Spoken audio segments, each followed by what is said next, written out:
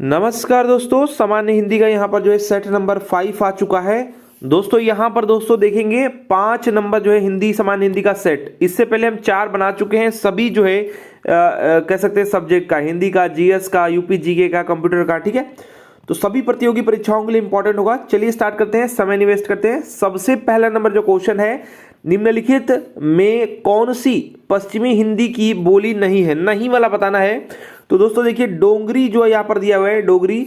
तो दोस्तों आपको अगर डोगरी से याद करना है तो डोगरा राजपूत देखे होंगे या सुने होंगे। ये दोस्तों जो है जम्मू कश्मीर के हैं। क्या है? जम्मू कश्मीर से दोस्तों ये बोली है। ठीक है, प्रमुख भाषा वहां की है। इसे दोस्तों जो है संविधान की जो 8वीं अनुसूची है इसमें शामिल किया गया है डोगरी को, याद रखेगा ये भी पॉइंट। अगर बात करेंगे, यह पंजाब हिमाचल के कुछ क्षेत्र में भी बोली जाती है। शेष जो बोलियां हैं यानी कि ब्रज, आपका बांगरू या फिर कन्नौजी, ये सभी दोस्तों जो है बोलियां पश्चिमी वर्ग के अंतर्गत आती हैं। साथ ही साथ हरियाणवी को दोस्तों क्या कहते हैं? बांगरू भी कहते हैं। हरियाणवी को दोस्तों क्या कहते हैं? बांगरू भी कहते हैं। तो याद रखिएगा। ठीक है, इतने सारे पॉइंट्स हो गए आपके एग्जाम के लिए। नेक्स्ट बात करेंगे, देवनागरी लिपि में आपको स्वर वर्णों की संख्या। तो मैंने आपको पहले भी बताया था कि जब भी स्वर पूछेगा तो 13 नहीं लगाएंगे, 11 लगाएंगे। क्योंकि जैसे आपका अ होता है, आ होता है, छोटी ई, बड़ी ई, छोटा ऊ, बड़ा ऊ, उसके बाद ध्यान दीजिएगा री होता है। ठीक है, ए होता है, ऐ होता है, ओ होता है और अ होता है। ध्यान देंगे। उसके बाद जो अंग और अ होता है, अंग और अ होता है, इसको लिखते हैं अवा, अयोग वाह। क्या लिखते हैं? अयोग वाह लिखते हैं। तो याद रखिएगा इसको अलग कर लिया जाता है। ठीक है, तो यहां से अगर गिनेंगे तो 11 हुआ। 1 2 3 4 5, ये खींचा ऊपर, 6 7 8 9 10 11, यानी 11 होते हैं। औ तक ही लिखेंगे। ठीक है, राइट आंसर दोस्तों आपका हो जाएगा कितना? 11।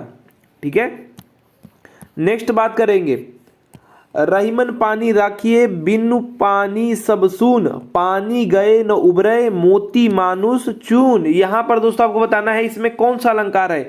तो दोस्तों इसमें पानी का कई मीनिंग निकलता है। मतलब यहां पर दोस्तों जो है क्या हो जाएगा, यहां पर दोस्तों श्लेष अलंकार हो जाएगा। कौन सा अलंकार हो जाएगा? श्लेष अलंकार। कौन सा अलंकार है पूछा जा रहा है। ठीक है, एक पानी में दोस्तों जो है वो चमक की बात की गई है, दूसरे पानी में दोस्तों जो है आपके मनुष्य के सम्मान की प्रतिष्ठा की बात की गई है, दूसरे में दोस्तों जो है मतलब, और नेक्स्ट वाले में दोस्तों जो है जल के लिए बात किया गया है। ठीक है, चूने के लिए जल। तो ये सब दोस्तों जो है आपका राइट आंसर क्या हो जाएगा? श्लेष अलंकार हो जाएगा। तो जितना हो सके इस पर प्रैक्टिस कर लेंगे ना अलंकार वाले पे, तो आपको पता चल जाएगा कि कहाँ कौन सा होगा। वैसे लगभग में अगर परिभाषा और 1-2 उदाहरण देखने के बाद भी पता चल जाता है, लेकिन मेन बात यह है कि जितना आप उदाहरण करेंगे उतना ज़्यादा ही आपका क्लियर होता जाएगा। ठीक है, जैसे उत्प्रेक्षा अलंकार में क्या होता है? मनहु मनहु जनहु ऐसे करके लिखा रहेगा, मतलब वहाँ पर संभावना व्यक्त की जाएगी, कल्पना की जाएगी। ठीक है, तो ऐसे पकड़ लेते हैं। नेक्स्ट देखिए, श्लेष अलंकार होता है। अब आ गया यहाँ पर श्लेष अलंकार दोस्तों क्या होता है? शब्दा होता है, अर्था होता है, क्या होता है? देखिए श्लेष अलंकार दोस्तों जो है शब्दा अलंकार के अंतर्गत आता है। अगर बात करेंगे अलंकार को 2 भाग में, शब्दा अर्था, उभया भी कई आ जाता है। तो शब्दा में दोस्तों जो है आपका हो जाएगा कौन सा? अनुप्रास हो जाएगा। 3 प्रकार से बांटते हैं, तो अनुप्रास आपका हो जाएगा। उसके बाद दोस्तों आपका जो है अनुप्रास हो गया। उसके बाद आपका यमक हो गया, यमक और श्लेष। ठीक है, ये तीनों क्या हो जाते हैं? ये तीनों दोस्तों जो है, और एक आपका वैसे यही तीनों देता है, एक वक्रोक्ति भी है। तो ये इसके अंतर्गत दोस्तों जो है आती है। ठीक है, वैसे ये तीनों ही आपको सिर्फ दिखाई देगा। ठीक है, अनुप्रास, यमक और श्लेष ये आपके शब्द अलंकार के अंतर्गत आते हैं। तो ए इसका राइट आंसर हो जाएगा। नेक्स्ट बात करेंगे, जलवायु शब्द निम्न में से किस समास का उदाहरण है? तो जलवायु शब्द जो है दोस्तों, जलवायु शब्द जो है ये किस समास का, समास पूछा जा रहा है। तो यहां पर दोस्तों मैंने समास के लिए नोट्स बनवा रखा है। जलवायु यहाँ पे दोस्तों जो है क्या हो रहा है, आपका युग्म दिखाई दे रहा है, या फिर कहिए कि जो जोड़ा है। तो दोस्तों जलवायु, पाप पुण्य, जीवन मरण, यश अपयश। ठीक है, आपका लाभ हानि। जलवायु देखने में तो नहीं लग रहा है जोड़ा है, लेकिन अगर तोड़िए तो जल और वायु, बीच में योजक चिन्ह, यानी द्वंद्व समास का ये उदाहरण है। क्या है? लाभ हानि। तो द्वंद्व समास हो जाएगा। ठीक है, नेक्स्ट बात करेंगे, समानाधिकरण शब्दों के मध्य में किस विराम चिन्ह का जो है प्रयोग किया जाता है? तो समानाधिकरण जो शब्द होते हैं इनके बीच में दोस्तों जो है मध्य अल्प विराम चिन्ह लगाते हैं। मध्य अल्प विराम दोस्तों जो है राइट आंसर हो जाएगा। तो अल्प विराम आपका दिया हुआ है इनके मध्य, तो यहाँ पर आपका बी राइट आंसर हो जाएगा। ठीक है, समानाधिकरण जो शब्द होते हैं इनके मध्य में दोस्तों जो है एक अल्प विराम लगाते हैं इनके मध्य। नेक्स्ट बात करेंगे संख्यागमन शब्द का आपको संधि विच्छेद बताना है यानी तोड़ना है। तो संख्यागमन का दोस्तों जो है आप देख रहे हैं यहाँ पर दोस्तों मैंने आपको बताया था कि जो भी चीज आ जाएगा उससे मतलब जिसे यह आ जाता है वह आ जाता है, इससे पहले क्या होगा एक आधा रहेगा, जिसे संख्या में देखिए आधा ख है, यानी ये पता चल जाता है कि आपका क्या कौन सा संधि है, यण संधि। मैंने संधि में ट्रिक में आपको बता रखा है, अगर संधि पूछता तो बिल्कुल ही आप संधि लगा देते।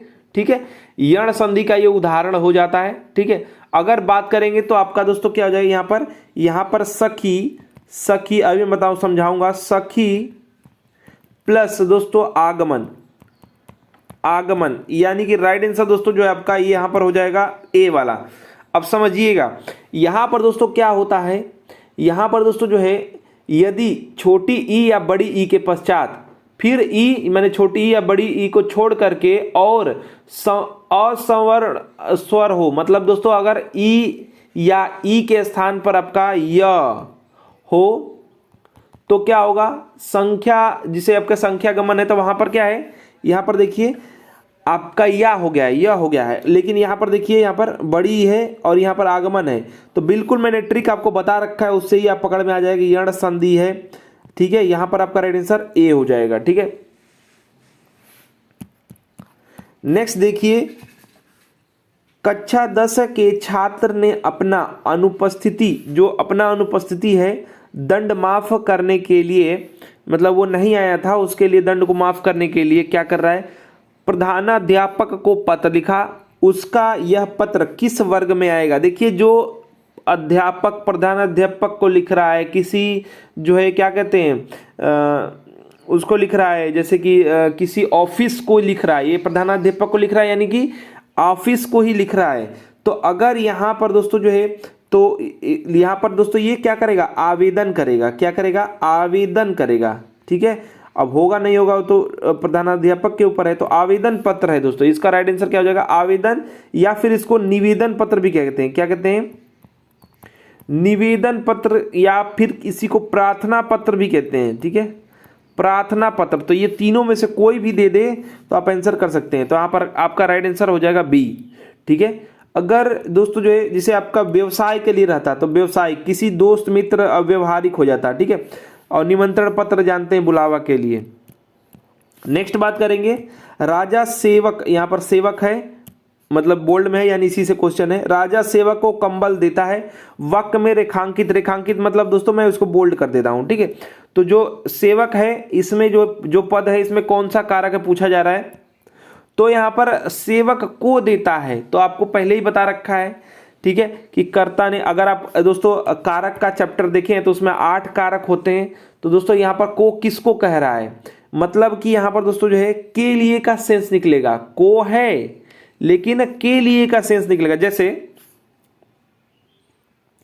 देखिए राजा सेवक को कंबल देता है, तो ये मतलब जब को लिखा रहता है लेकिन जब के लिए का सेंस आए मतलब उसके लिए दे रहा है ना, किसके लिए दे रहा है, सेवक के लिए दे रहा है, तो वहां पर क्या हो जाता है आपका को या के लिए, को भी आ सकता है के लिए भी आ सकता है, लेकिन आपका सेंस जो निकलेगा उसके लिए निकलेगा। ठीक है, तो कहा यहां पर संप्रदान कारक होता है, क्या कौन सा होता है, संप्रदान कारक यहां पर होता है। ठीक है, वैसे तो को कर्म को बताता है, लेकिन जब के लिए का सेंस आएगा तो याद रखिएगा देने होने का जब सेंस आता है तो संप्रदान। नेक्स्ट बात करेंगे निम्नलिखित में से कौन सा वाक्य पूर्ण जो है भूतकाल का उदाहरण है।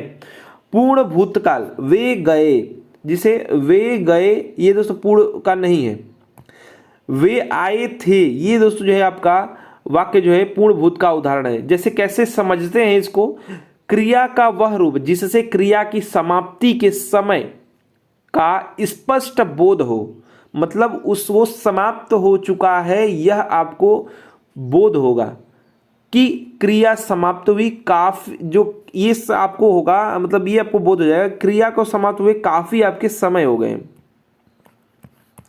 समय हो गया है या बीत चुका है। जब ऐसा आएगा, जैसे यहाँ पर देखिए वे गए, तो जस्ट जस्ट की बात हो रही है ना, अभी कोई आया तो हम बोल रहे हैं वे गए। फिर वे खा रहे थे, मतलब हमने देखा था, अभी खा रहे होंगे कि नहीं खा रहे होंगे ये पता नहीं, ठीक है।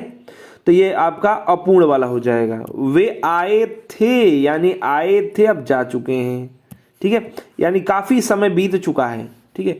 अब ये हैं लिखा तो होगा नहीं, तो सी यहाँ पर बिल्कुल ही राइट आंसर हो जाएगा। जितना आप करेंगे एग्जाम्पल्स उतना आप क्लियर हो जाएंगे, ठीक है। नेक्स्ट बात करेंगे, निम्नलिखित प्रश्नों में 4 विकल्प दिए गए हैं, वाक्य का सही काल वाला आपको पहचानना है। तो यहाँ पर कौन सा काल है आपको बताना है। वाक्य है, यदि मैं समय पर जो है स्टेशन पहुंचता तो मेरी गाड़ी न छूटती। अब देखिए मतलब छूट चुकी है, तो देखिए यहाँ पर क्या है, मतलब बात यार ये हेतु मत हो जाएगा, मतलब छूट चुकी है, छूटती बोल रहे हैं ना हम, मतलब कि छूट चुकी है, यानी ये काम जो है वो भूतकाल में ही है, भूतकाल में। अब देखिए ध्यान दीजिए, भूतकाल में एक संदिग्ध है, एक वर्तमान, एक काट दिया आसन्न, मतलब अभी अभी गुजरा है। लेकिन ध्यान देंगे बात ये है कि ऐसा होता तो मैं ऐसा करता, या फिर ऐसा मैं करता तो ऐसा होता। ये जब भी होगा ना ये हेतु मत होता है, अगर ये होगा तो ये होता, ठीक है, तो ये क्या होता है, हेतु मत होता है, ठीक है, उससे वो जुड़ा हुआ है ना। अगर ऐसा होगा तो ना ही वैसा हुआ, ना मैं समय पे पहुंचा, ना समय पे मैं पकड़ पाया ट्रेन, ठीक है। तो ऐसा जब भी रहेगा हेतु मत होता है, याद रखिएगा।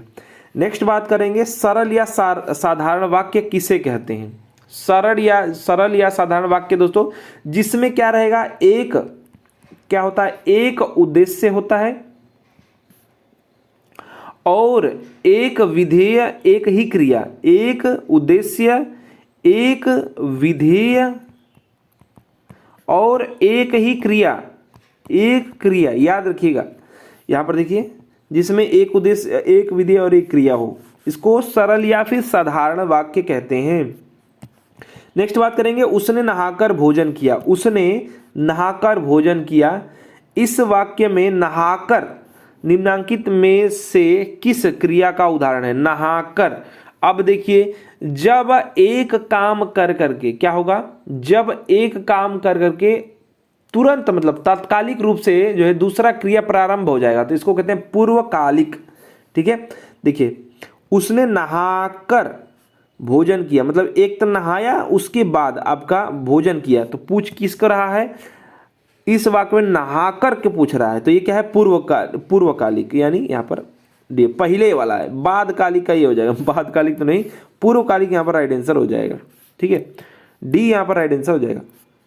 झूठा सच के लेखक कौन है। झूठा सच के लेखक जो है उपन्यास है, ये लेखक है यशपाल जी।